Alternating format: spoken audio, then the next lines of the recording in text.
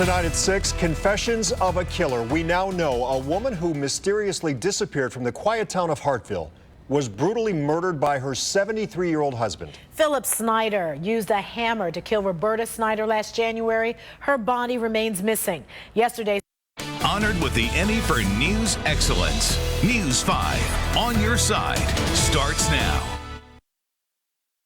Having some technical difficulties, but we know he did plead guilty to aggravated murder. And tonight, all new at 6, Bob Jones has the secret recordings of the senior citizen confessing to the crime to an undercover cop.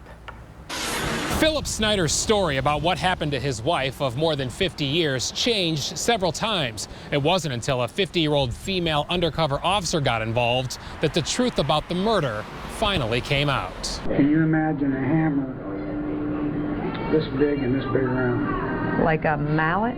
Yeah, steel. That's the voice of Philip Snyder explaining how he used a 2-pound hammer to beat his wife to death. The confession secretly recorded by that undercover cop at a Wendy's restaurant. Say I bonked her in the head.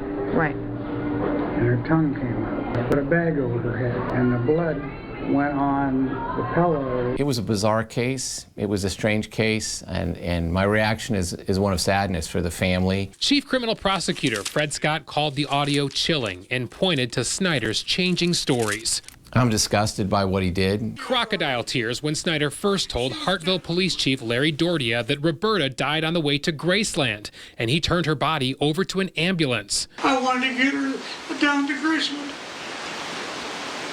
so she could be there one more time. Snyder later said Roberta died of natural causes at home. He put her body in trash bags and dumped her in the Tennessee River. I was just barely able to lift her up and throw her over the edge.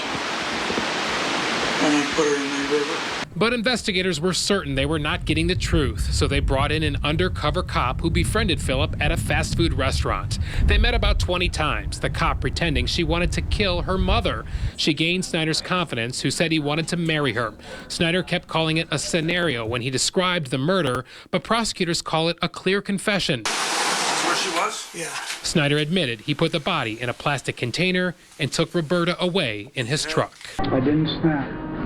I was just numb. And fed up. And fed up. She never woke up once you hit her. That was it. No. Until the officer got involved, we certainly wouldn't have had an aggravated murder, and we would have had a much weaker case. Snyder got 20 years to life and agreed to show cops where he left his wife's body, which he still says is in the Tennessee River. Prosecutors are not sure why Snyder did it, but based on the secret recordings, the 73-year-old thought he would get away with murder. I got lucky. You did get lucky. Hartville police plan to take Philip Snyder to Tennessee soon so he can show investigators where he dumped the body. Only then, prosecutors say, will Roberta's family finally have closure. In Hartville, Bob Jones, News 5.